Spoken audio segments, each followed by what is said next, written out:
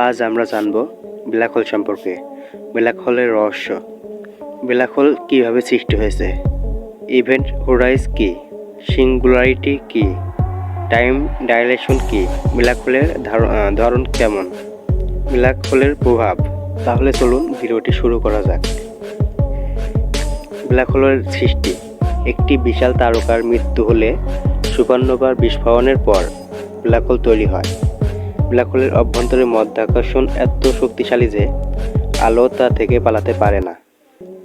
Event horizon. একটি black হোলের বাইরের স্তর, যেখানে মাধ্যাকর্ষণ এত তীব্র যে একবার কিছু সেখানে প্রবেশ করলে তা আর বের হতে পারে না। এটি এক ধরনের সীমারেখা। সিঙ্গুলারিটি। ব্ল্যাক হোলের কেন্দ্রে অবস্থিত একটি বিন্দু, যেখানে ঘনত্ব অসীম এবং সময় ও স্থানের ধারণা ভেঙে পড়ে। এখানে পদার্থের ক্রমাগত নিয়ম কার্যকর থাকে না। Time dilation. ব্ল্যাক হোলের কাছে সময়ের বক্রতার কারণে সময় ধীর গতিতে চলে।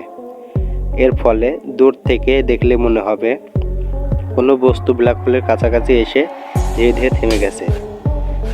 ব্ল্যাক হোলের ধরন, যেমন সুপারম্যাসিভ ব্ল্যাক হোল, যা গ্যালাক্সির কেন্দ্রে থাকে। স্টেলার ব্ল্যাক হোল, তারকা থেকে তৈরি, এবং প্রিমিডিয়া ব্ল্যাক হোল, মহাবিশ্ব জন্মের সময় থেকে বিদ্যমান হতে পারে। হকিং ডিউরেশন বিজ্ঞানী স্টিফেন হকিং তথ্য অনুযায়ী ব্ল্যাক হোল ক্রমাগত ক্ষুদ্র পরিমাণে বিকিরণ নির্গত করে, যা একসময় তাকে সম্পূর্ণ বিলীন করতে পারে।